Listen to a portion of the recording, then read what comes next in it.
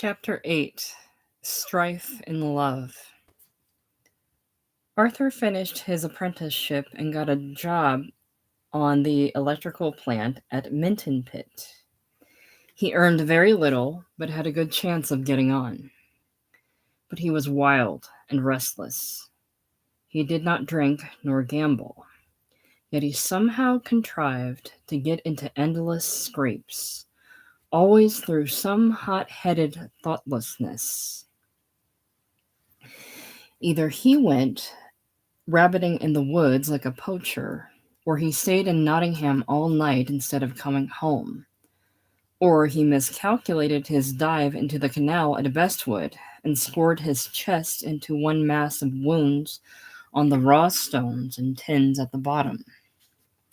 He had not been at his work many months when again he did not come home one night.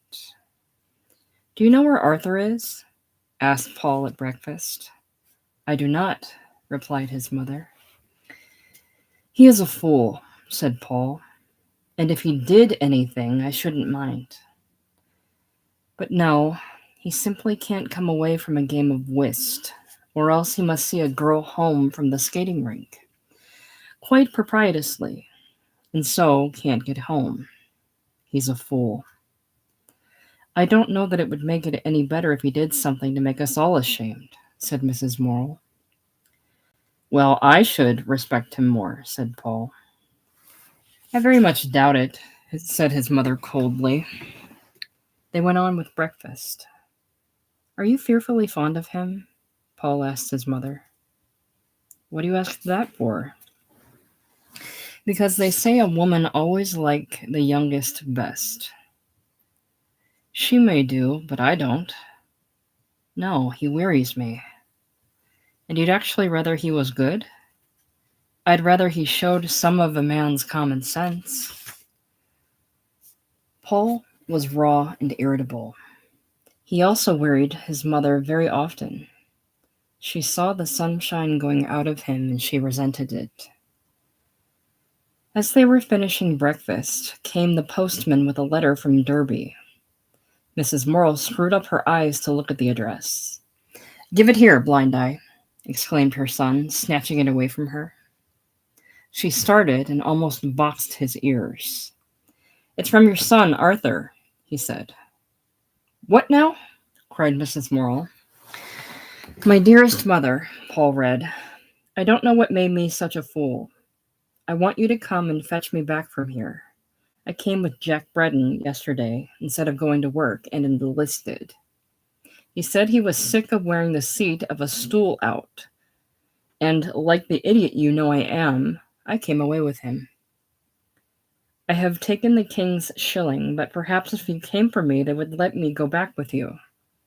I was a fool when I did it. I don't want you to be in the army. My dear mother, I am nothing but a trouble to you, but if you get me out of this, I promise I will have more sense and consideration." Mrs. Morel sat down in her rocking chair. "Well, now," she cried, "let him stop." "Yes," said Paul, "let him stop." There was silence.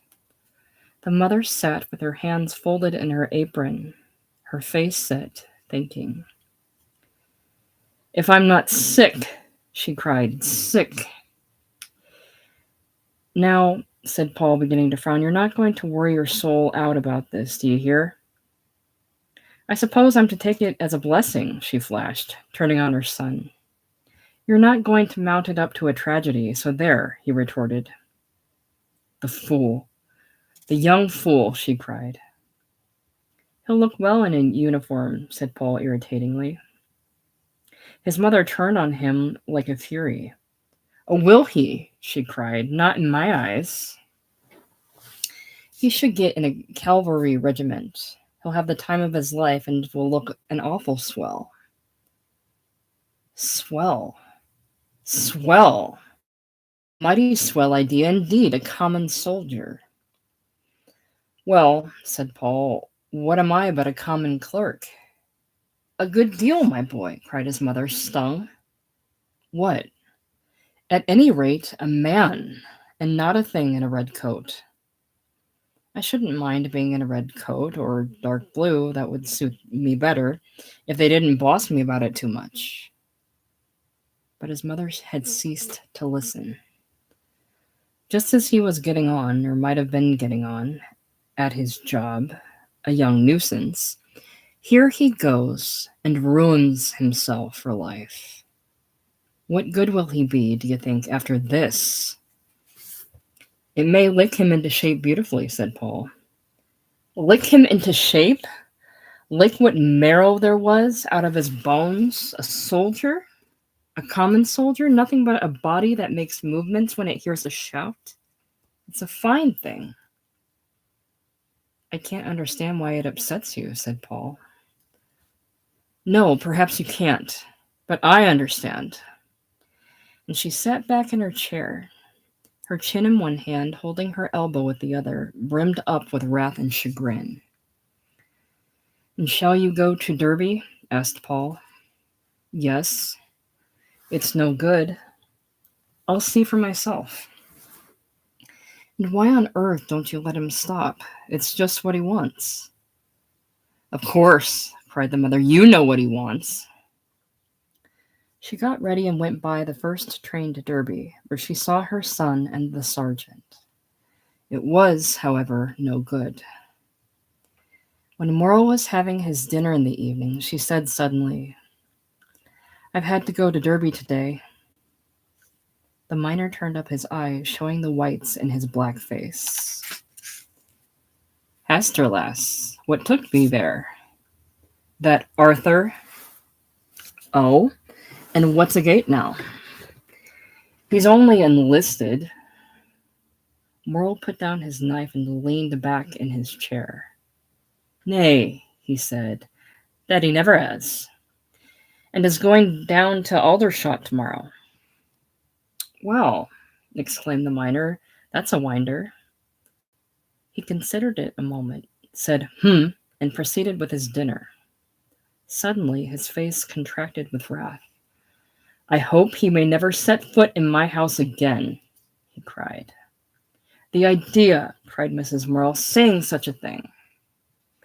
I do, repeated Morrill. A fool as runs away for a soldier, let him look after Nissen. I shall do no more for him.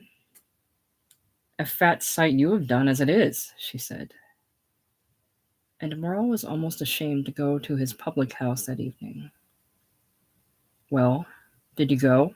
Said Paul to his mother when he came home. I did. And could you see him? Yes. And what did he say? He blubbered when I came away.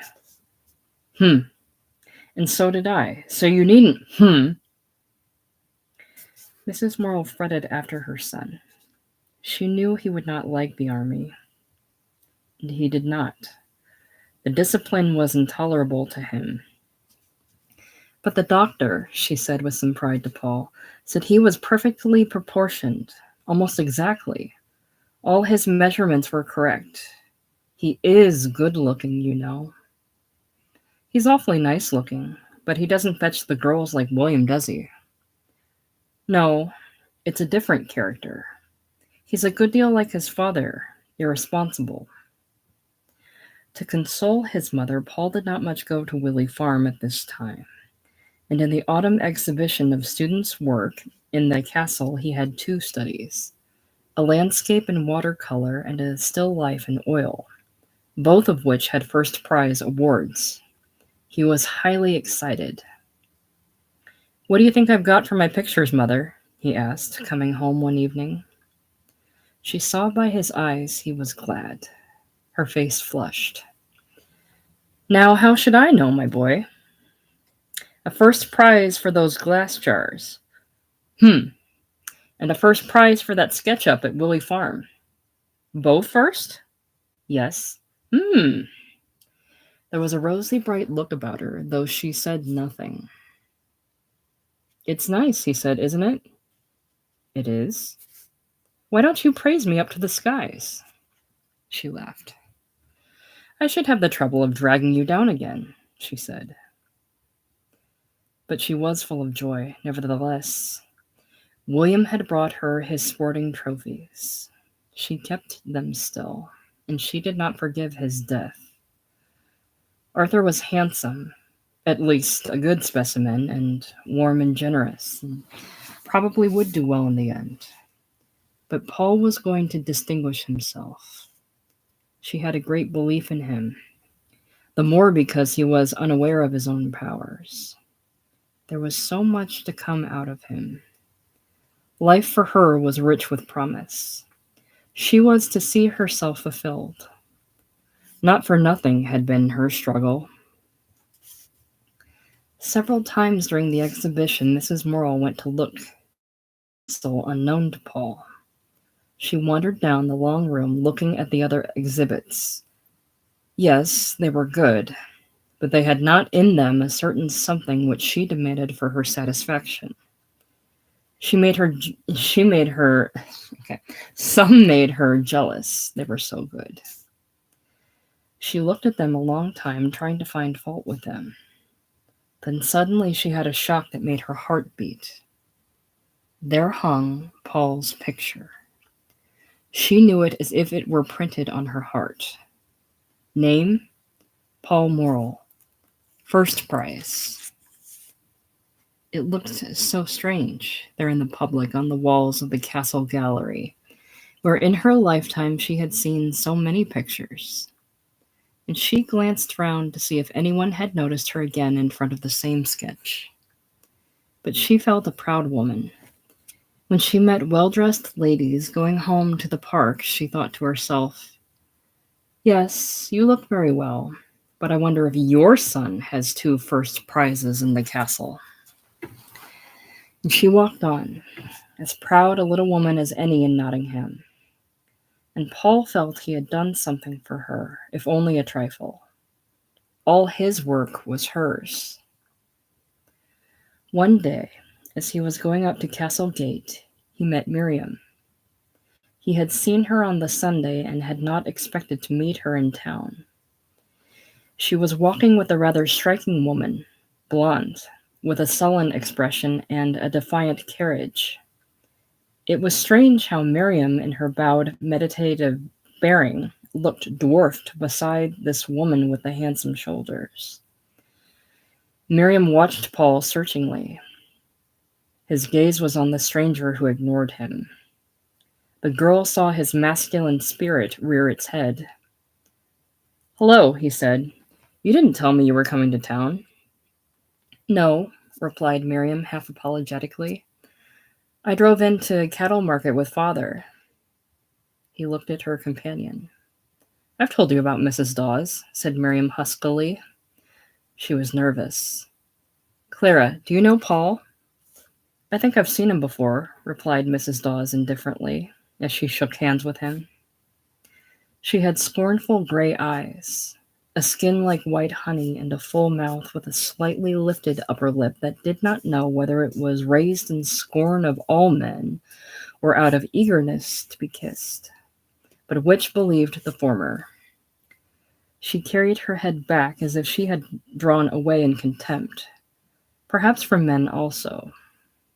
She wore a large, dowdy hat of black beaver and a sort of slightly affected simple dress that made her look rather sack-like. She was evidently poor and had not much taste. Miriam usually looked nice. "Where have you seen me?" Paul asked of the woman. She looked at him as if she would not trouble to answer. Then, "Walking with Louis Travers," she said. Louis was one of the Spiral girls. "Why, do you know her?" he asked. She did not answer. He turned to Miriam. "Where are you going?" he asked. "To the castle." "What train are you going home by?" "I'm driving with father. I wish you could come, too. What time are you free?" "You know, not till 8 tonight, damn it." And directly the 2 women moved on. Paul remembered that Clara Dawes was the daughter of an old friend of Mrs. Lever's. Miriam had sought her out because she had once been Spiral overseer at Jordan's, and because her husband, Baxter Dawes, was smith for the factory, making the irons for Cripple Instruments and so on. Through her, Miriam felt she got into direct contact with Jordan's and could estimate better Paul's position. But Mrs. Dawes was separated from her husband and had taken up women's rights. She was supposed to be clever. It interested Paul. Baxter Dawes he knew and disliked. The smith was a man of 31 or 32. He came occasionally through Paul's corner, a big, well-set man, also striking to look at, and handsome. There was a peculiar similarity between himself and his wife. He had the same white skin with a clear golden tinge. His hair was of soft brown, his mustache was golden, and he had a similar defiance in his bearing and manner. But then came the difference. His eyes, dark brown and quick shifting, were dissolute. They protruded very slightly, and his eyelids hung over them in a way that was half hate. His mouth, too, was sensual. His whole manner was of cowed defiance, as if he were ready to knock anybody down who disapproved of him, perhaps because he really disapproved of himself. From the first day, he had hated Paul. Finding the lad's impersonal, deliberate gaze of an artist on his face, he got into a fury. "What are you looking at?" he sneered, bullying. The boy glanced away, but the smith used to stand behind the counter and talk to Mr. Pappleworth. His speech was dirty, with a kind of rottenness. Again he found the youth with his cool, critical gaze fixed on his face. The smith started round as if he had been stung. "What are you looking at, 3 ha'porth?" he snarled. The boy shrugged his shoulders slightly. "Why, shouted Dawes. "Leave him alone," said Mr. Pappleworth in that insinuating voice which means, "He's only one of your good little sops who can't help it." Since that time, the boy used to look at the man every time he came through with the same curious criticism, glancing away before he met the smith's eye. It made Dawes furious. They hated each other in silence. Clara Dawes had no children. When she had left her husband, the home had been broken up, and she had gone to live with her mother. Dawes lodged with his sister. In the same house was a sister-in-law, and somehow Paul knew that this girl, Louis Travers, was now Dawes's woman. She was a handsome, insolent hussy who mocked at the youth, and yet flushed if he walked along to the station with her as she went home. The next time he went to see Miriam, it was Sunday evening. She had a fire in the parlor and was waiting for him. The others, except her father and mother and the young children, had gone out, so the two had the parlor together. It was a long, low, warm room. There were 3 of Paul's small sketches on the wall, and his photo was on the mantelpiece. On the table and on the high old rosewood piano were bowls of colored leaves. He sat in the armchair. She crouched on the hearthrug near his feet. The glow was warm on her handsome, pensive face as she kneeled there like a devotee. "What did you think of Mrs. Dawes?" she asked quietly. "She doesn't look very amiable," he replied. "No, but don't you think she's a fine woman?" she said in a deep tone. "Yes, in stature, but without a grain of taste. I like her for some things." "Is she disagreeable?" "I don't think so. I think she's dissatisfied." "What with?" "Well, how would you like to be tied for life to a man like that?" "Why did she marry him, then, if she was to have revulsions so soon?" "Aye, why did she?" repeated Miriam bitterly. "And I should have thought that she had enough fight in her to match him," he said. Miriam bowed her head. "I?" she queried satirically. "What makes you think so? Look at her mouth, made for passion, and the very setback of her throat." He threw his head back in Clara's defiant manner. Miriam bowed a little lower. "Yes," she said. There was a silence for some moments while he thought of Clara. "And what were the things you liked about her?" she asked. "I don't know.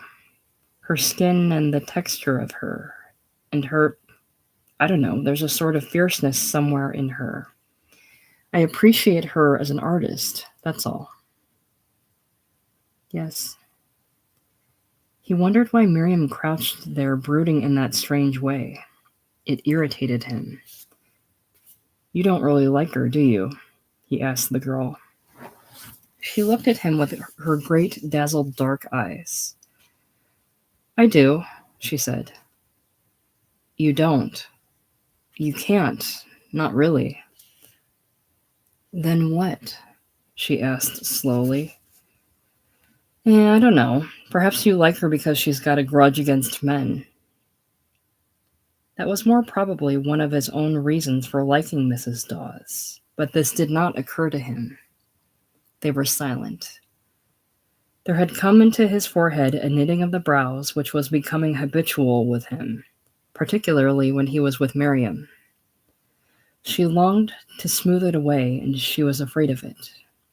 It seemed the stamp of a man who was not her man in Paul Morrell. There were some crimson berries among the leaves in the bowl. He reached over and pulled out a bunch. "If you put red berries in your hair," he said, "why, would you look like some witch or priestess, and never like a reveler?" She laughed with a naked, painful sound. "I don't know," she said. His vigorous, warm hands were playing excitedly with the berries. "Why can't you laugh?" he said. "You never laugh laughter. You only laugh when something is odd or incongruous, and then it almost seems to hurt you." She bowed her head as if he were scolding her. "I wish you could laugh at me just for 1 minute. Just for 1 minute. I feel as if it would set something free." "But," and she looked up at him with eyes frightened and struggling, "I do laugh at you. I do." "Never. There's always a kind of intensity. When you laugh, I could always cry. It seems as if it shows up your suffering. Oh, you make me knit the brows of my very soul and cogitate." Slowly she shook her head despairingly. "I'm sure I don't want to," she said. "I'm so damned spiritual with you always," he cried. She remained thinking. "Then why don't you be otherwise?" But he saw her crouching, brooding figure, and it seemed to tear him in two. "But there, it's autumn," he said, "and everybody feels like a disembodied spirit then." There was still another silence. This peculiar sadness between them thrilled her soul. He seemed so beautiful, with his eyes gone dark, and looking as if they were deep as the deepest well. "You make me so spiritual," he lamented, "and I don't want to be spiritual." She took her finger from her mouth with a little pop and looked up at him almost challenging. But still her soul was naked in her great dark eyes, and there was the same yearning appeal upon her. If he could have kissed her in abstract purity, he would have done so. But he could not kiss her thus, and she seemed to leave no other way, and she yearned to him. He gave a brief laugh. "Well," he said, "get that French and we'll do some Verlaine." "Yes," she said in a deep tone, almost of resignation. And she rose and got the books. And her rather red, nervous hands looked so pitiful. He was mad to comfort her and kiss her. But then he dared not, or could not. There was something prevented him. His kisses were wrong for her. They continued the reading till 10 o'clock, when they went into the kitchen, and Paul was natural and jolly again with the father and mother. His eyes were dark and shining. There was a kind of fascination about him. When he went into the barn for his bicycle, he found the front wheel punctured. "Fetch me a drop of water in a bowl," he said to her. "I shall be late, and then I shall catch it." He lighted the hurricane lamp, took off his coat, turned up the bicycle, and set speedily to work. Miriam came with a bowl of water and stood close to him, watching. She loved to see his hands doing things. He was slim and vigorous, with a kind of easiness even in his most hasty movements. And busy at his work, he seemed to forget her. She loved him absorbedly. She wanted to run her hands down his sides. She always wanted to embrace him, so long as he did not want her. "There," he said, rising suddenly. "Now, could you have done it quicker?" "No," she laughed. He straightened himself. His back was towards her. She put her 2 hands on his sides and ran them quickly down. "You are so fine," she said. He laughed, hating her voice, but his blood roused to a wave of flame by her hands. She did not seem to realize him in all this. He might have been an object, but she never realized the male he was. He lighted his bicycle lamp, bounced the machine on the barn floor to see that the tires were sound, and buttoned his coat. "That's all right," he said. She was trying the brakes that she knew were broken. "Did you have them mended?" she asked. "No." "But why didn't you?" "The back one goes on a bit." "But it's not safe." "I can use my toe." "I wish you'd had them mended," she murmured. "Don't worry. Come to tea tomorrow with Edgar." "Shall we?" "Do. About 4. I'll come to meet you." "Very well." She was pleased. They went across the dark yard to the gate. Looking across, he saw through the uncurtained window of the kitchen the heads of Mr. and Mrs. Levers in the warm glow. It looked very cozy. The road with pine trees was quite black in front. "Till tomorrow," he said, jumping on his bicycle. "You'll take care, won't you?" she pleaded. "Yes." His voice already came out of the darkness. She stood a moment, watching the light from his lamp race into obscurity along the ground. She turned very slowly indoors. Orion was wheeling up over the wood, his dog twinkling after him, half smothered. For the rest, the world was full of darkness, and silent save for the breathing of cattle in their stalls. She prayed earnestly for his safety that night. When he left her, she often lay in anxiety, wondering if he had got home safely. He dropped down the hills on his bicycle. The roads were greasy, so he had to let it go. He felt a deep pleasure as the machine plunged over the second, steeper drop in the hill. "Here goes," he said. It was risky because of the curve and the darkness at the bottom, and because of the brewers' wagons with drunken wagoners asleep. His bicycle seemed to fall beneath him, and he loved it. Recklessness is almost a man's revenge on his woman. He feels he is not valued, so he will risk destroying himself to deprive her altogether.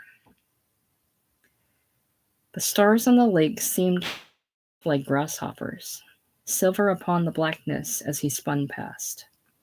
Then there was the long climb home. "See, Mother," he said as he threw her the berries and the leaves onto the table. She said, glancing at them, then away again. She sat reading alone as she always did. "Aren't they pretty?" "Yes." He knew she was cross with him. After a few moments, he said, "Edgar and Miriam are coming to tea tomorrow." She did not answer. "You don't mind?" Still she did not answer. "Do you?" he asked. "You know whether I mind or not." "I don't see why you should. I have plenty of meals there. You do? Then why do you begrudge them tea? I begrudge whom tea? What are you so horrid for? Oh, say no more. You've asked her to tea. It's quite sufficient. She'll come. He was very angry with his mother. He knew it was merely Miriam she objected to. He flung off his boots and went to bed. Paul went to meet his friends the next afternoon. He was glad to see them coming. They arrived home at about 4 o'clock. Everywhere was clean and still for Sunday afternoon. Mrs. Morrill sat in her black dress and black apron. She rose to meet the visitors. With Edgar, she was cordial, but with Miriam, cold and rather grudging. Yet Paul thought the girl looked so nice in her brown cashmere frock. He helped his mother to get the tea ready. Miriam would have gladly proffered, but was afraid.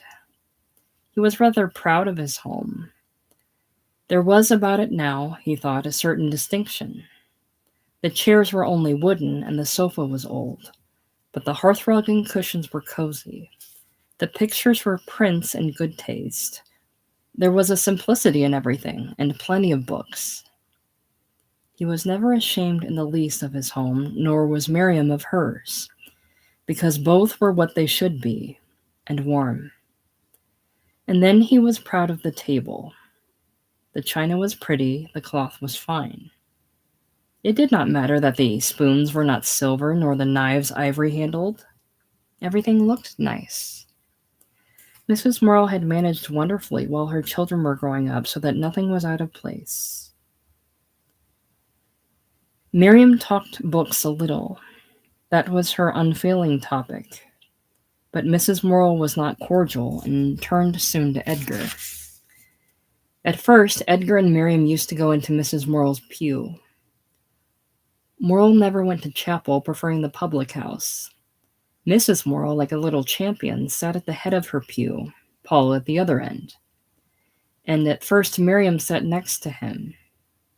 Then the chapel was like home.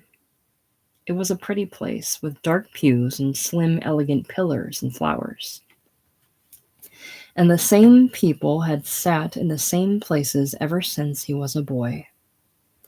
It was wonderfully sweet and soothing to sit there for an hour and a half next to Miriam, and nearer to his mother, uniting his two loves under the spell of the place of worship. Then he felt warm and happy and religious at once. And after chapel he walked home with Miriam, whilst Mrs. Morrill spent the rest of the evening with her old friend, Mrs. Burns. He was keenly alive on his walks on Sunday nights with Edgar and Miriam.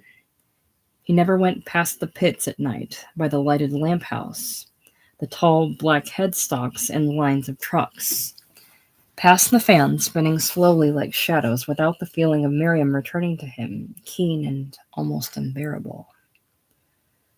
She did not very long occupy the Morrills' pew. Her father took one for themselves once more. It was under the little gallery opposite the Morrills'. When Paul and his mother came in the chapel, the Levers' pew was always empty. He was anxious for fear she would not come. It was so far, and there were so many rainy Sundays. Then, often very late indeed, she came in, with her long stride, her head bowed, her face hidden under her hat of dark green velvet. Her face, as she sat opposite, was always in shadow, but it gave him a very keen feeling, as if all his soul stirred within him to see her there. It was not the same glow, happiness, and pride that he felt in having his mother in charge. Something more wonderful, less human and tinged to intensity by a pain, as if there were something he could not get to. At this time, he was beginning to question the Orthodox creed. He was 21 and she was 20. She was beginning to dread the spring. He became so wild and hurt her so much. All the way he went cruelly smashing her beliefs. Edgar enjoyed it. He was by nature critical and rather dispassionate, but Miriam suffered exquisite pain, as with an intellect like a knife. The man she loved examined her religion in which she lived and moved and had her being. But he did not spare her. He was cruel. And when they went alone, he was even more fierce, as if he would kill her soul. He bled her beliefs till she almost lost consciousness. She exults as she carries him off from me, Mrs. Morrill cried in her heart when Paul had gone. She's not like an ordinary woman who can leave me my share in him. She wants to absorb him. She wants to draw him out and absorb him till there is nothing left of him, even for himself. He will never be a man on his own feet. She will suck him up. So the mother sat and battled and brooded bitterly. And he, coming home from his walk, Miriam was wild with torture. He walked biting his lips and with clenched fists going at a great rate. Then, brought up against a stile, he stood for some minutes and did not move. There was a great hollow of darkness fronting him, and on the black upslopes patches of tiny lights, and in the lowest trough of the night a flare of the pit. It was all weird and dreadful. Why was he torn so, almost bewildered and unable to move? Why did his mother sit at home and suffer? He knew she suffered badly, but why should she? And why did he hate Miriam and feel so cruel towards her at the thought of his mother? If Miriam caused his mother suffering, then he hated her, and he easily hated her. Why did she make him feel as if he were uncertain of himself, insecure, and an indefinite thing, as if he had not sufficient sheathing to prevent the night and the space breaking into him? How he hated her. And then, what a rush of tenderness and humility. Suddenly, he plunged on again, running home. His mother saw on him the marks of some agony, and she said nothing. But he had to make her talk to him. Then she was angry with him for going so far with Miriam. "Why don't you like her, Mother?" he cried in despair. "I don't know, my boy," she replied piteously. "I'm sure I've tried to like her. I've tried and tried, but I can't. And he felt dreary and hopeless between the two. Spring was the worst time. He was changeable and intense and cruel, so he decided to stay away from her. Then came the hours when he knew Miriam was expecting him. His mother watched him growing restless. He could not go on with his work. He could do nothing. It was as if something were drawing his soul out towards Willie Farm. Then he put on his hat and went, saying nothing. And his mother knew he was gone. And as soon as he was on the way, he sighed with relief. And when he was with her, he was cruel again. One day in March, he lay on the bank of Nethermere, with Miriam sitting beside him. It was a glistening white and blue day. Big clouds, so brilliant, went by overhead, while shadows stole along the water. The clear spaces in the sky were of clean, cold blue. Paul lay on his back in the old grass looking up. He could not bear to look at Miriam. She seemed to want him, and he resisted. He resisted all the time. He wanted now to give her passion and tenderness, and he could not.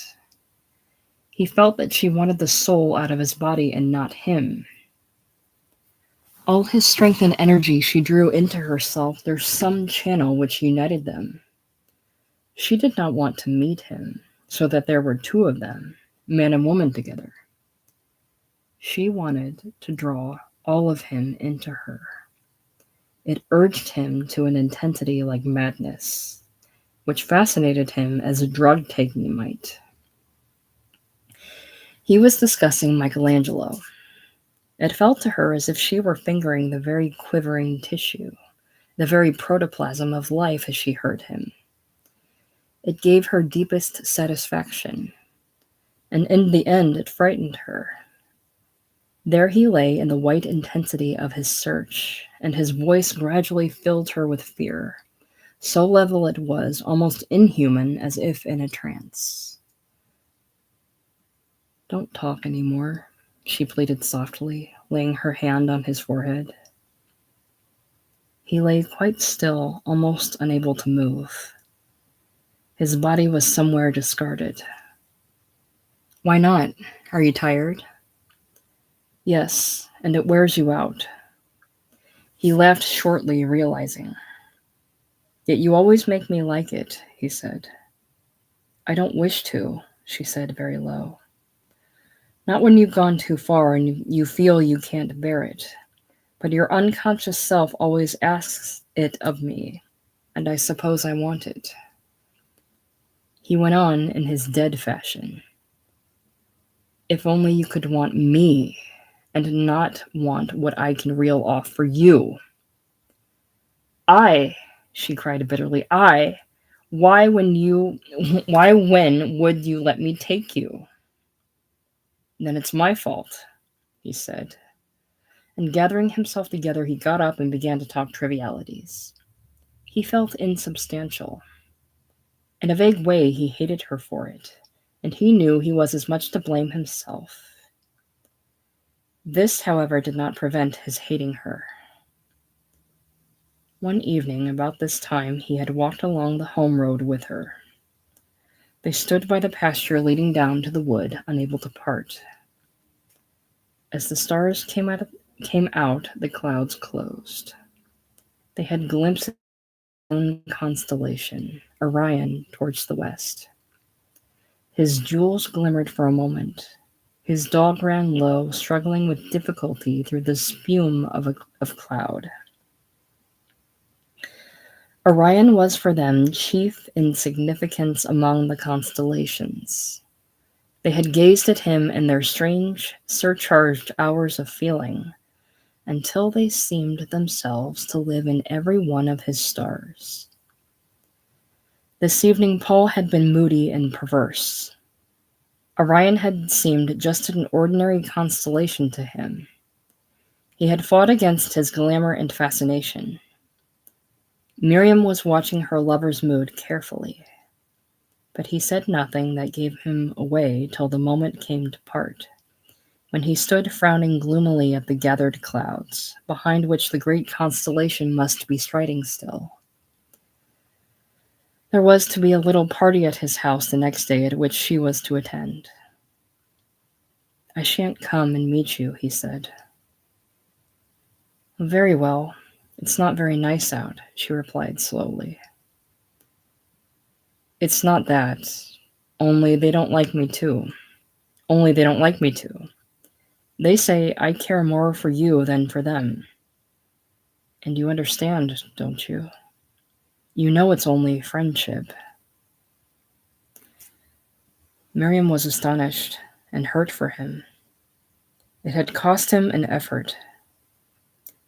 She left him wanting to spare him any further humiliation.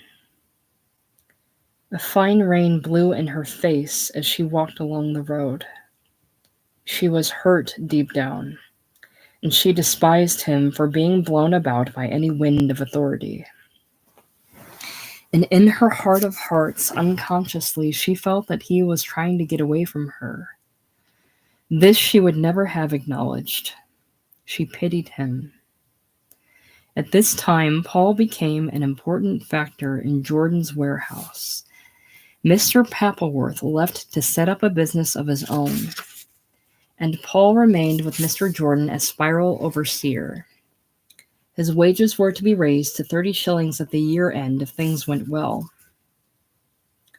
Still on Friday night, Miriam often came down for her French lesson. Paul did not go so frequently to Willey Farm, and she grieved at the thought of her education's coming to end.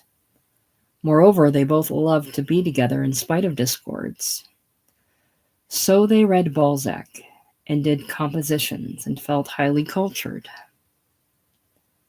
Friday night was reckoning night for the miners. Morrill reckoned, shared up the money of the stall, either in the new inn at Breddy or in his own house, according as his fellow buddies wished. Barker had turned a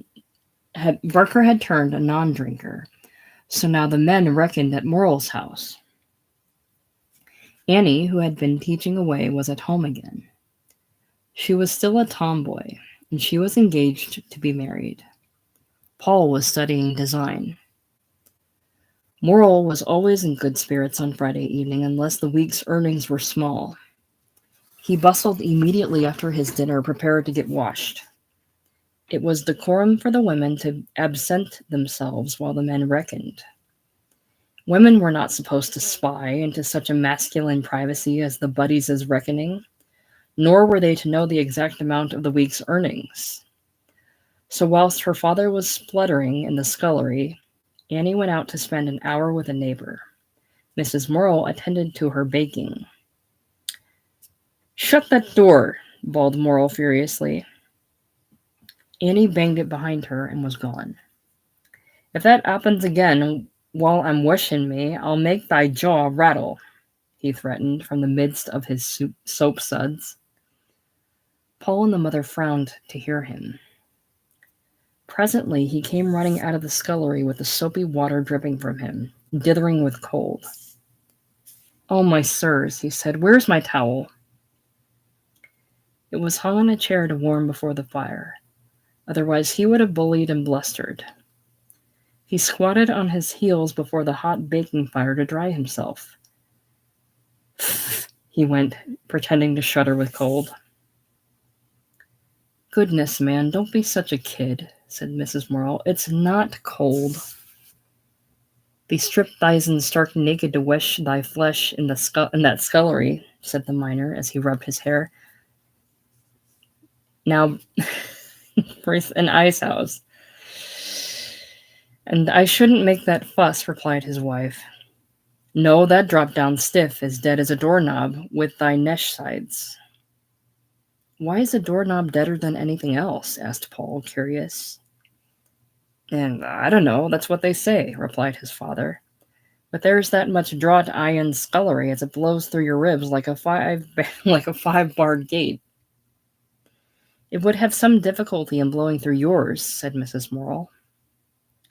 Morrill looked down ruefully at his sides. "Me!" he exclaimed. "I'm not been a skinned rabbit. My bones fair juts out on me." "I should like to know where," he retorted his wife. "Everywhere. I'm not a skit." Mrs. Morrill laughed. He had still a wonderfully young body, muscular without any fat. His skin was smooth and clear. It might have been the body of a man of 28, except that there were perhaps too many blue scars, like tattoo marks, where the coal dust remained under the skin, and that his chest was too hairy. But he put his hand on his side ruefully. It was his fixed belief that, because he did not get fat, he was as thin as a starved rat. Paul looked at his father's thick, brownish hands, all scarred, with broken nails, rubbing the fine smoothness of his sides, and the incongruity struck him. It seemed strange they were the same flesh. "I suppose," he said to his father, "you had a good figure once." "Eh!" exclaimed the miner, glancing round, startled and timid, like a child. "He had," exclaimed Mrs. Morrill, "if he didn't hurtle himself up as if he was trying to get in the smallest space he could." "Me!" exclaimed Morrill. "Me a good figure. I were never much more than a skeleton." "Man," cried his wife, "don't be such a palameter." "'Struth," he said, "that's never knowed me but what I looked as if I were going off in a rapid decline." She sat and laughed. "You've had a constitution like iron," she said, "and never a man had a better start if it was body that counted. You should have seen him as a young man, she cried suddenly to Paul, drawing herself up to imitate her husband's once handsome bearing. Morrill watched her shyly. He saw again the passion she had had for him. It blazed upon her for a moment. He was shy, rather scared and humble. Yet again he felt his old glow. And then immediately he felt the ruin he had made during these years. He wanted to bustle about, to run away from it. "Give my back a bit of wash," he asked her. His wife brought a well-soaped flannel and clapped it on his shoulders. He gave a jump. "Eh, that mucky little hussy," he cried. "Cowed as death." "You ought to have been a salamander," she laughed, washing his back. It was very rarely she would do anything so personal for him. The children did those things. "The next world won't be half hot enough for you," she added. "No," he said. Thou see it's draughty for me." But she had finished. She wiped him in a desultory fashion and went upstairs, returning immediately with his shifting trousers. When he was dried, he struggled into his shirt. Then, ruddy and shiny, with hair on end and his flannelette shirt hanging over his pit trousers, he stood warming the garments he was going to put on. He turned them, he pulled them inside out, he scorched them. "Goodness, man," cried Mrs. Morrill, "get dressed." "Should thee like to clap thysen into breeches, as cold as a tub of water?" he said. At last he took off his pit trousers and donned decent black. He did all this on the hearthrug, as he would have done if Annie and his familiar friends had been present. Mrs. Morrill turned the bread in the oven. Then from the red earthenware panchion of dough that stood in a corner she took another handful of paste, worked it into the proper shape, and dropped it into a tin. As she was doing so, Barker knocked and entered. He was a quiet, compact little man, who looked as if he would go through a stone wall. His black hair was cropped short, his head was bony. Like most miners, he was pale but healthy and taut. "Evening, missus," he nodded to Mrs. Morrill, and he seated himself with a sigh. "Good evening," she replied cordially. That's made thy heels crack," said Morrill. "I don't know as I have," said Barker. He sat, as the men always did in Morrill's kitchen, effacing himself, rather. "How's missus?" she asked of him. He had told her some time back. "We're expecting us a third just now, you see." "Well," he answered, rubbing his head, "she keeps pretty middlin', I think." "Let's see. When?" asked Mrs. Morrill. "Well, I shouldn't be surprised any time now." "Ah, and she's kept fairly?" "Yes, tidy." "That's a blessing, for she's none too strong." "No, and I've done another silly trick." "What's that?" Mrs. Morrill knew Barker wouldn't do anything very silly. "I come be out the market bag." "You can have mine." "Nay, you'll be wanting that for yourself." "I shan't. I take a string bag always." She saw the determined little collier buying in the week's groceries and meat on the Friday nights, and she admired him. "Barker's little, but he's 10 times the man you are," she said to her husband. Just then Wesson entered. He was thin, rather frail-looking, with a boyish ingenuousness and a slightly foolish smile, despite his 7 children. But his wife was a passionate woman. "I see you've tested me," he said, smiling rather vapidly. "Yes," replied Barker. The newcomer took off his cap and his big woolen muffler. His nose was pointed and red. "I'm afraid you're cold, Mr. Wesson," said Mrs. Morrill. "It's a bit nippy," he replied. "Then come to the fire." "Nay, I shall do where I am." Both colliers sat away back. They could not be induced to come on to the hearth. The hearth is sacred to the family. "Go thy ways in thy armchair," cried Morrill cheerily. "Nay, thank yer. I'm very nicely here." Yes, come, of course, insisted Mrs. Morel. He rose and went awkwardly. He sat in Morel's armchair awkwardly. It was too great a familiarity, but the fire made him blissfully happy. "And how's that chest of yours?" demanded Mrs. Morel. He smiled again, with his blue eyes rather sunny. "Oh, it's very middlin'," he said. "With a rattle in it like a kettle drum," said Barker shortly. "Tut-tut-tut," went Mrs. Morel rapidly with her tongue. "Did you have that flannel singlet made?" "Not yet," he smiled. "Then why didn't you?" she cried. "It'll come," he smiled. "Ah, and doomsday!" exclaimed Barker. Barker and Morel were both impatient of Wesson, but then they were both as hard as nails physically. When Morel was nearly ready, he pushed the bag of money to Paul.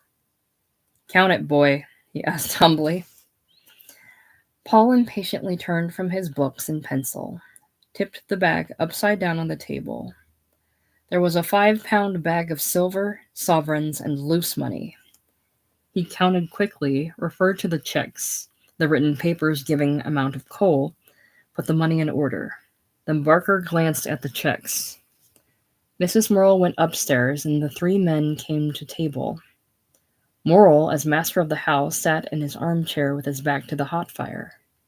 The two buddies had cooler seats. None of them counted the money. "What did we say Simpson's was?" asked Morel, and the buddies cavilled for a minute over the dayman's earnings. Then the amount was put aside. "And Bill Naylor's?"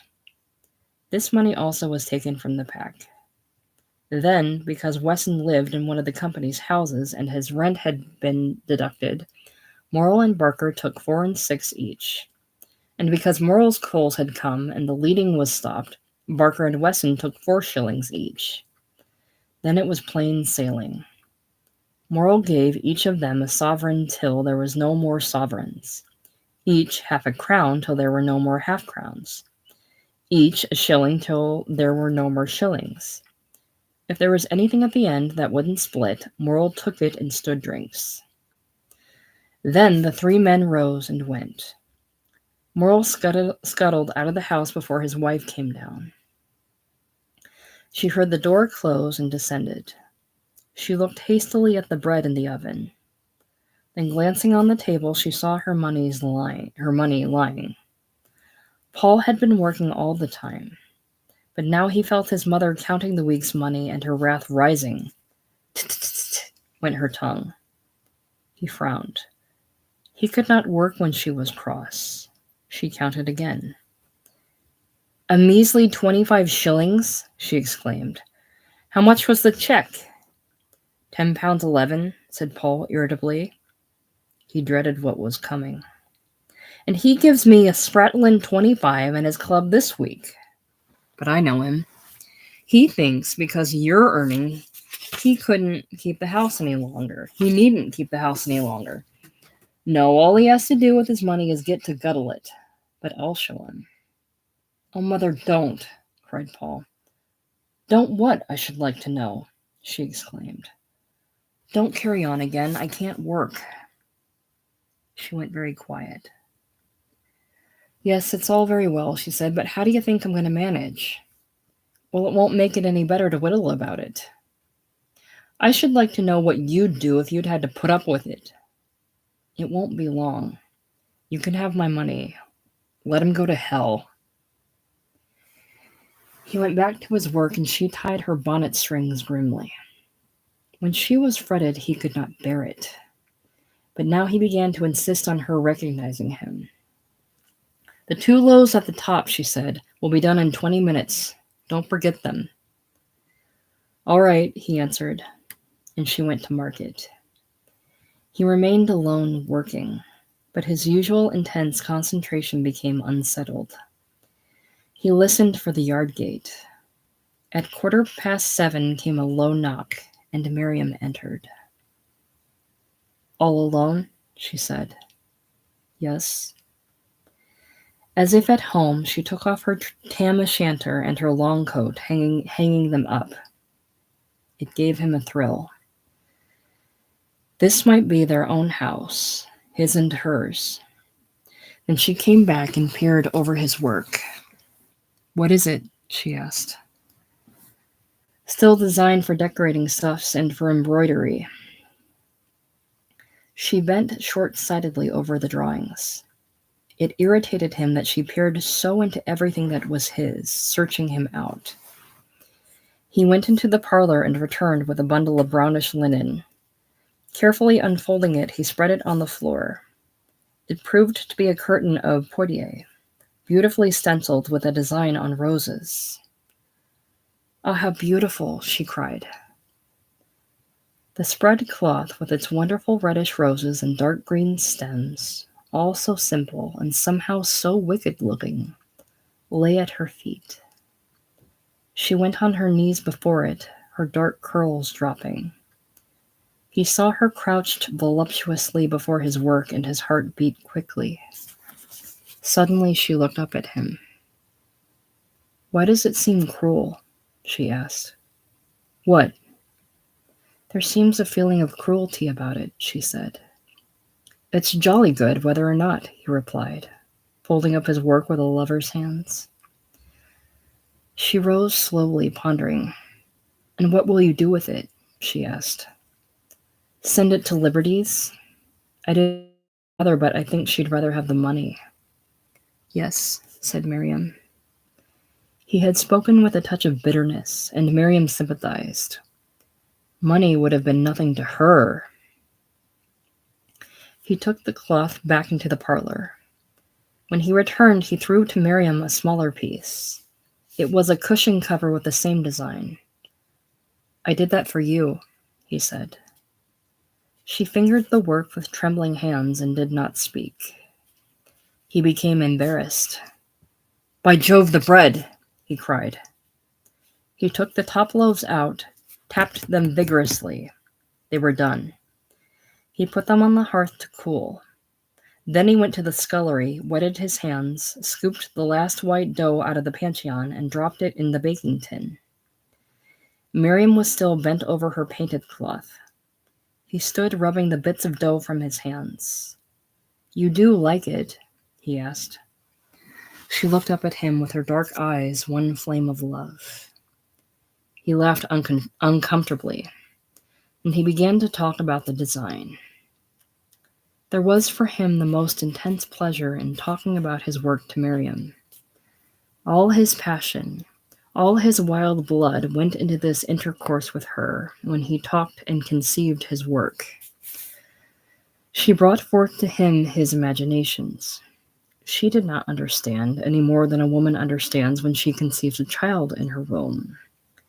But this was life for her and for him. While they were talking, a young woman of about 22, small and pale, hollow-eyed, yet with a relentless look about her, entered the room. She was a friend at the Morelses. "Take your things off," said Paul. "No, I'm not stopping." She sat down in the armchair opposite Paul and Miriam, who were on the sofa. Miriam moved a little farther from him. The room was hot with the scent of new bread.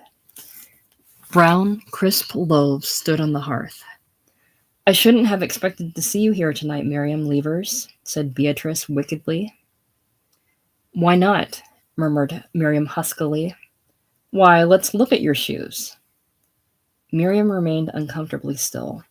"If that doesn't the Dursenda," laughed Beatrice. Miriam put her feet from under her dress.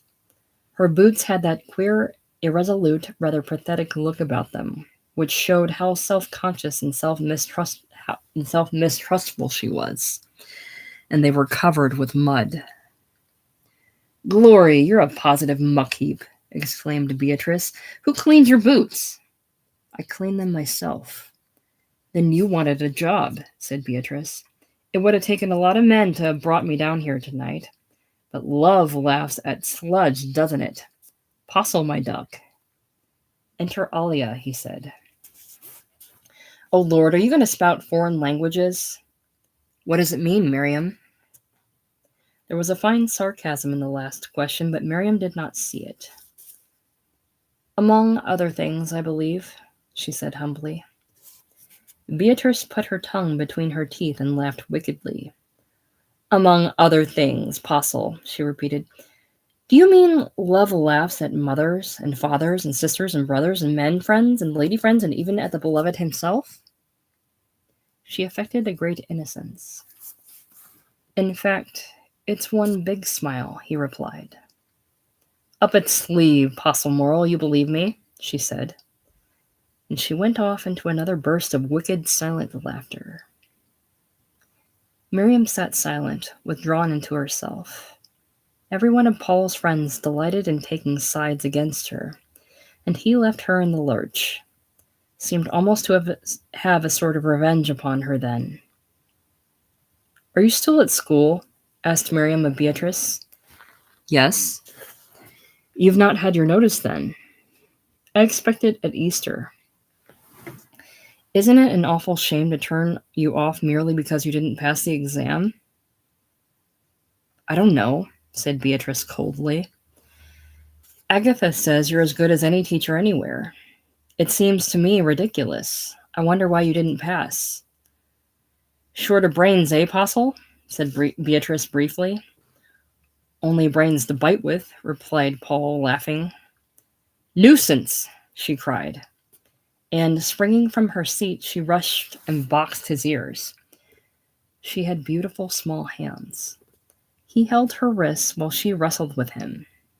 At last she broke free and seized 2 handfuls of his thick, dark brown hair, which she shook. Beat, he said as he pulled his hair straight with his fingers. I hate you. She laughed with glee. Mind, she said, I want to sit next to you.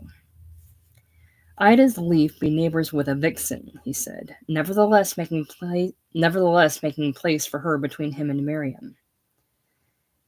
Did it ruffle his pretty hair then? She cried. And with her hair comb she combed him straight. And his nice little mustache, she exclaimed. She tilted his head back and combed his young mustache. It's a wicked mustache, Postle, she cried. It's a red for danger. Have you got cigarettes? He pulled his cigarette case from his pocket. Beatrice looked inside it. And fancy me having Connie's last cig, said Beatrice, putting the thing between her teeth. He held the lit match to her and she puffed daintily. Thanks so much, darling, she said mockingly. It gave her a wicked delight. Don't you think he does it nicely, Miriam? She asked. Oh, very, said Miriam. He took a cigarette for himself. Light, old boy? Said Beatrice, tilting her cigarette at him. He bent forward to her to light his cigarette at hers. She was winking at him as he did so. Miriam saw his eyes trembling with mischief and his full, almost sensual mouth quivering. He was not himself, and she could not bear it. As he was now, she had no connection with him. She might as well not have existed. She saw the cigarette dancing on his full red lips. She hated his thick hair for being tumbled loose on his forehead. Sweet boy, said Beatrice, tipping his chin and giving him a little kiss on the cheek. I shall kiss thee back, Beat, he said. The wunna, she giggled, jumping up and going away. Isn't he shameless, Miriam? Quite, said Miriam. By the way, aren't you forgetting the bread? By Jove, he cried, flinging open the oven door. Out puffed the bluish smoke and a smell of burned bread. Oh, golly, cried Beatrice, coming to his side. He crouched before the oven. She peered over his shoulder. This is what comes of the oblivion of love, my boy. Paul was ruefully removing the loaves. One was burnt black on the hot side. Another was hard as a brick. Poor mater, said Paul. You want to grate it, said Beatrice. Fetch me the nutmeg grater. She arranged the bread in the oven. He brought the grater, and she grated the bread onto a newspaper on the table. He set the doors open to blow away the smell of burned bread. Beatrice grated away, puffing her cigarette, knocking the charcoal off the poor loaf. My word, Miriam, you're in for it this time, said Beatrice. "Aye," exclaimed Miriam in amazement. "You better be gone when his mother comes in. I know why King Alfred burned the cakes. Now I see it. Postle would fix up a tale about his work, making him forget if he thought it would wash. If that old woman had come in a bit sooner, she'd have boxed the brazen thing's ears who made the oblivion instead of poor Alfred's." She giggled as she scraped the loaf. Even Miriam laughed in spite of herself. Paul mended the fire ruefully. The garden gate was heard to bang. "Quick!" cried Beatrice, giving Paul the scraped loaf. "Wrap it up in a damp towel." Paul disappeared into the scullery. Beatrice hastily blew her scrapings into the fire and sat down innocently. Annie came bursting in. She was an abrupt, quite smart young woman. She blinked in the strong light. "Smell of burning!" she exclaimed. "It's the cigarettes," replied Beatrice demurely. "Where's Paul?" Leonard had followed Annie. He had a long, comic face and blue eyes, very sad. "I suppose he's left you to settle it between you," he said. He nodded sympathetically to Miriam and became gently sarcastic to Beatrice. "No," said Beatrice, "he's gone off with number 9. "I just met number 5 inquiring for him," said Leonard. "Yes, we're going to share him up like Solomon's baby," said Beatrice. Annie laughed. "Oh, aye," said Leonard. "And which bit should you have?" "I don't know," said Beatrice. "I'll let all the others pick first." "And you'd have the leavings like?" said Leonard, twisting up a comic face. Annie was looking in the oven. Miriam sat ignored. Paul entered. "This bread's a fine cider, Paul," said Annie. "Then you should stop and look after it," said Paul. "You mean you should do what you're reckoning to do," replied Annie. "He should, shouldn't he?" cried Beatrice. "I should think he'd got plenty on hand," said Leonard. "You had a nasty walk, didn't you, Miriam?" said Annie. "Yes, but I'd been out in all week, and you wanted a bit of change, like," insinuated Leonard kindly. "Well, you can't be stuck in the house forever," Annie agreed. She was quite amiable. Beatrice pulled on her coat and went out with Leonard and Annie. She would meet her own boy. "Don't forget that bread, our Paul," cried Annie. "Good night, Miriam. I don't think it will rain." When they had all gone, Paul fetched the swathed loaf, unwrapped it, and surveyed it sadly. "It's a mess," he said. "But," answered Miriam impatiently, "what is it after all? 2 pence a penny?" "Yes, but it's the mater's precious baking, and she'll take it to heart. However, it's no good bothering." He took the loaf back into the scullery. There was a little distance between him and Miriam. He stood balanced opposite her for some moments, considering, thinking of his behavior with Beatrice. He felt guilty inside himself and yet glad. For some inscrutable reason, it served Miriam right. He was not going to repent. She wondered what he was thinking of as he stood suspended. His thick hair was tumbled over his forehead. Why might she not push it back for him and remove the marks of Beatrice's comb? Why might she not press his body with her 2 hands? It looked so firm and every whit living. And he would let other girls, why not her? Suddenly he started into life. It made her quiver almost with terror as he quickly pushed the hair off his forehead and came towards her. "8:30, he said. "We'd better buck up. Where's your French?" Miriam shyly and rather bitterly produced her exercise book. Every week she wrote for him a sort of diary of her inner life in her own French. He had found this was the only way to get her to do compositions. And her diary was mostly a love letter. He would read it now. She felt as if her soul's history were going to be desecrated by him in his present mood. He sat beside her. She watched his hand, firm and warm, rigorously scoring her work. He was reading only the French, ignoring her soul that was there. But gradually his hand forgot its work. He read in silence, motionless. She quivered. Ce matin, les enfants m'envient, he read. Il faisait encore une crépuscule, mais la petite fenêtre de la chambre était blanche, et puis jaune, et tous les usés des bois éclatèrent d'une chanson vive et résonnante. Tout le temps très seul, j'avais rêvé de vous, et c'est quand vous voyez sur l'aube. Le oeil me vent presque tout le matin. Et toujours il y a quelque chose d'extérieur de l'éclat de grève. It is see clay. Miriam sat tremulous, half ashamed. He remained quite still, trying to understand. He only knew she loved him. He was afraid of her love for him. It was too good for him, and he was inadequate. His own love was at fault, not hers. Ashamed, he corrected her work, humbly writing above her words.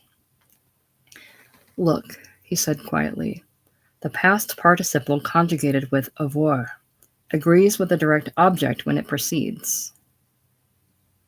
She bent forward, trying to see and to understand. Her free, fine curls tickled his face. He started as if they had been red hot, shuddering. He saw her peering forward at the page, her red lips parted piteously, the black hair springing in fine strands across her tawny, ruddy cheek. She was colored like a pomegranate for richness. His breath came short as he watched her. Suddenly she looked up at him. Her dark eyes were naked with her love, afraid and yearning. His eyes, too, were dark, and they hurt her. They seemed to master her. She lost all her self-control, was exposed in fear. And he knew before he could kiss her, he must drive something out of himself. And a touch of hate for her crept back again into his heart. He returned to her exercise. Suddenly he flung down the pencil and was at the oven in a leap, turning the bread. For Miriam he was too quick. She started violently, and it hurt her with real pain. Even the way he crouched before the oven hurt her. There seemed to be something cruel in it, something cruel in the swift way he pitched the bread out of the tins, caught it up again. If only he had been gentle in his movements, she would have felt so rich and warm. As it was, she was hurt. He returned and finished the exercise. You've done well this week, he said. She saw he was flattered by her diary. It did not repay her entirely. You really do blossom out sometimes, he said. You ought to write poetry. She lifted her head with joy, then she shook it mistrustfully. I don't trust myself, she said. You should try. Again she shook her head. Shall we read, or is it too late? He asked. It is late, but we can read just a little, she pleaded. She was really getting now the food for her life during the next week. He made her copy Baudelaire's Le Balcon. Then he read it for her. His voice was soft and caressing, but growing almost brutal. He had a way of lifting his lips and just showing his teeth passionately and bitterly when he was much moved. This he did now. It made Miriam feel as if he were trampling on her. She dared not look at him, but sat with her head bowed. She could not understand why he got into such a tumult and fury. It made her wretched. She did not like Baudelaire, on the whole, nor Verlaine. Behold her singing in the field, yon solitary Highland lass. That nourished her heart. So did Fair in Ines, and it was a beauteous evening, calm and pure, and breathing holy quiet like a nun. These were like herself, and there was he saying in his throat bitterly, Tu te rappelles les buts de caresse. The poem was finished. He took the bread out of the oven, arranging the burnt loaves at the bottom of the pancion, the good ones at the top. The desiccated loaf remained swathed up in the scullery. Mater needn't know till morning, he said. It won't upset her so much then as at night. Miriam looked in the bookcase, saw what postcards and letters he had received, saw what books were there. She took one that had interested him. Then he turned down the gas and they set off. He did not trouble to lock the door. He was not home again until 11:15. His mother was seated in the rocking chair. Annie, with a rope of hair hanging down her back, remained sitting on a low stool before the fire, elbows on her knees gloomily. On the table stood the offending loaf unswathed. Paul entered rather breathless. No one spoke. His mother was reading the little local newspaper. He took off his coat and went to sit down on the sofa. His mother moved curtly aside to let him pass. No one spoke. He was very uncomfortable.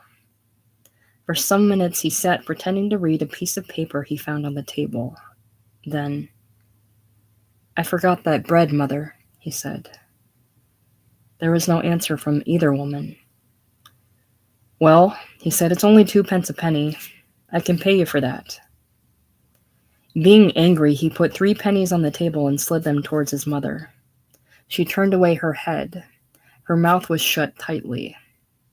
"Yes," said Annie, "you don't know how badly my mother is." The girl sat staring glumly into the fire. "Why is she badly?" asked Paul in his overbearing way. "Well," said Annie, "she could scarcely get home." He looked closely at his mother. She looked ill. "Why could you scarcely get home?" he asked her, still sharply. She would not answer. "I found her as white as a sheet sitting here," said Annie, with a suggestion of tears in her voice. "Well, why?" insisted Paul. His brows were knitting, his eyes dilating passionately. "It was enough to upset anybody," said Mrs. Merle, hugging those parcels. "Meat and green groceries and a pair of curtains." "Well, why did you hug them? You needn't have done." "Then who would?" "Let Annie fetch the meat." "Yes, and I would fetch the meat, but how was I to know? You were off with Miriam instead of being in when my mother came." "And what was the matter with you?" asked Paul of his mother. "I suppose it's my heart," she replied. Certainly she looked bluish round the mouth. "And have you felt it before?" "Yes, often enough." "Then why haven't you told me? And why haven't you seen a doctor?" Mrs. Morrill shifted in her chair, angry with him for his hectoring. "You'd never notice anything," said Annie. "You're too eager to be off with Miriam." "Oh, am I? And any worse than you with Leonard?" "I was in at 10:15. There was silence in the room for a time. "I should have thought," said Mrs. Morrill bitterly, "that she wouldn't have accompanied you so entirely as to burn a whole ovenful of bread." "Beatrice was here as well as she." "Very likely, but we know why the bread is spoiled." "Why?" he flashed. "Because you were engrossed with Miriam," replied Mrs. Morrill hotly. "Oh, very well, then it was not," he replied angrily. He was distressed and wretched. Seizing a paper, he began to read. Annie, her blouse unfastened, her long ropes of hair twisted into a plait, went up to bed, bidding him a very curt good night. Paul sat pretending to read. He knew his mother wanted to upbraid him. He also wanted to know what had made her ill, for he was troubled. So, instead of running away to bed, as he would have liked to do, he sat and waited. There was a tense silence. The clock ticked loudly.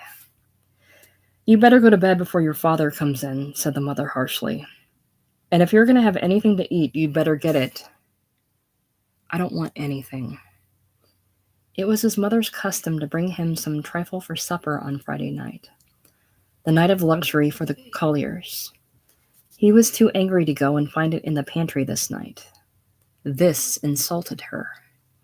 "If I wanted you to go to Selby on Friday night, I can imagine the scene," said Mrs. Morrow. "But you're never too tired to go if she will come for you. Nay, you neither want to eat nor drink then." "I can't let her go alone." "Can't you? And why does she come?" "Not because I asked her." "She doesn't come without you want her."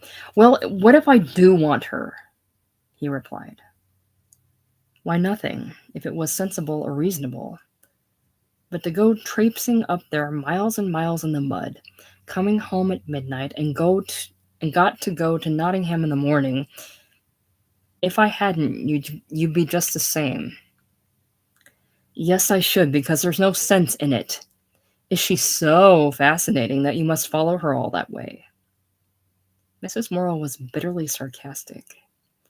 She sat still with averted face, stroking with a rhythmic jerked movement the black sateen of her apron. It was a movement that hurt Paul to see. "I do like her," he said, "but—" "Like her," said Mrs. Morrow in the same biting tones. "It seems to me you like nothing and nobody else. There's neither Annie nor me nor anyone now for you." "What nonsense, Mother! You know I don't love her. I tell you I don't love her. She doesn't even walk with my arm because I don't want her to." "Then why do you fly to her so often?" "I do like to talk to her. I never said I didn't, but I don't love her." "Is there nobody else to talk to?" "Not about the things we talk of. There's a lot of things that you're not interested in that—" "What things?" Mrs. Morrow was so intense that Paul began to pant. "Why, painting and books. I don't care about Herbert Spencer." "No," was the sad reply, "and you won't at my age." "Well, but I do now, and Miriam does." "And how do you know," Mrs. Morrow flashed defiantly, "that I shouldn't? Do you ever try me?" "But you don't, Mother, and you know you don't care whether a picture is decorative or not. You don't care what manner it is in." "How do you know I don't care? Do you ever try me? Do you ever talk to me about these things to try?" "But it's not that that matters to you, Mother. You know it's not." "What is it then? What is it then that matters to me?" she flashed. He knitted his brows with pain. "You're old, Mother, and we're young." He only meant that the interests of her age were not the interests of his. But he realized the moment he had spoken that he had said the wrong thing. "Yes, I know it well. I am old, and therefore I may stand aside. I have nothing more to do with you. You only want me to wait on you. The rest is for Miriam." He could not bear it. Instinctively, he realized that he was life to her. And, after all, she was the chief thing to him, the only supreme thing. "You know it isn't, Mother. You know it isn't." She was moved to pity by his cry. "It looks a great deal like it," she said, half putting aside her despair. "No, Mother, I really don't love her. I talk to her, but I want to come home to you." He had taken off his collar and tie, and rose bare-throated to go to bed. As he stooped to kiss his mother, she threw her arms round his neck, hid her face on his shoulder, and cried, in a whimpering voice so unlike her own that he writhed in agony. "I can't bear it. I could let another woman, but not her. She'd leave me no room, not a bit of room." And immediately he hated Miriam bitterly. "And Paul, I've never had a husband, not really." He stroked his mother's hair, and his mouth was on her throat. "And she exults so in taking you from me. She's not like ordinary girls." "Well, I don't love her, Mother," he murmured, bowing his head and hiding his eyes on her shoulder in misery. His mother kissed him a long, fervent kiss. "My boy," she said, in a voice trembling with passionate love. Without knowing, he gently stroked her face. "There," said his mother, "now go to bed. You'll be so tired in the morning." As she was speaking, she heard her husband coming. "There's your father. Now go." Suddenly, she looked at him almost as if in fear. "Perhaps I'm selfish. If you want her, take her, my boy." His mother looked so strange. Paul kissed her, trembling. "Ha, mother," he said softly. Morrill came in, walking unevenly. His hat was over one corner of his eye. He balanced in the doorway. "At your mischief again?" he said venomously. Mrs. Morrill's emotion turned into sudden hate of the drunkard who had come in thus upon her. "At any rate, it is sober," she said. "Hm, he sneered. He went into the passage, hung up his hat and coat. Then they heard him go down 3 steps into the pantry. He returned with a piece of pork pipe in his fist. It was what Mrs. Morrill had bought for her son. "Nor was that bought for you. If you can give me no more than 25 shillings, I'm sure I'm not going to buy you pork pie to stuff after you've swilled a bellyful of beer." "What? What?" snarled Morrill, toppling in his balance. "What not for me?" He looked at the piece of meat and crust, and suddenly, in a vicious spurt of temper, flung it into the fire. Paul started to his feet. "Waste your own stuff," he cried. What?" suddenly shouted Morrill, jumping up and clenching his fist. "I'll show you, you young jockey." "All right," said Paul viciously, putting his head on one side. "Show me." He would at that moment dearly have loved to have a smack at something. Morrill was half crouching, fists up, ready to spring. The young man stood, smiling with his lips. "Usha!" hissed the father, swiping round with a great stroke just past his son's face. He dared not, even though so close, really touch the young man, but swerved an inch away. "Right," said Paul, his eyes upon the side of his father's mouth, where in another instant his fist would have hit. He ached for that stroke. But he heard a faint moan from behind. His mother was deadly pale and dark at the mouth. Morrill was dancing up to deliver another blow. "Father," said Paul, so that the word rang. Morrill started and stood at attention. "Mother," moaned the boy, "mother." She began to struggle with herself. Her open eyes watched him, although she could not move. Gradually, she was coming to herself. He laid her down on the sofa and ran upstairs for a little whiskey, which at last she could sip. The tears were hopping down his face. As he kneeled in front of her, he did not cry, but the tears ran down his face quickly. Morrill, on the opposite side of the room, sat with his elbows on his knees, glaring across. "What's the matter with her?" he asked. "Faint," replied Paul. "Hm." The elderly man began to unlace his boots. He stumbled off to bed. His last fight was fought in that home. Paul kneeled there, stroking his mother's hand. "Don't be poorly, mother, don't be poorly," he said time after time. "It's nothing, my boy," she murmured. At last he rose, fetched in a large piece of coal and raked the fire. Then he cleared the room, put everything straight, laid the things for breakfast, and brought his mother's candle. "Can't you go to bed, mother?" "Yes, I'll come." "Sleep with Annie, mother, not with him." "No, I'll sleep in my own bed." "Don't sleep with him, mother." "I'll sleep in my own bed." She rose and he turned out the gas, then followed her closely upstairs, carrying her cradle, carrying her candle. On the landing, he kissed her close. "Good night, mother." "Good night," she said. He pressed his face upon the pillow in a fury of misery. And yet somewhere in his soul he was at peace because he still loved his mother best. It was the bitter peace of resignation. The efforts of his father to conciliate him the next day were a great humiliation to him. Everybody tried to forget the scene.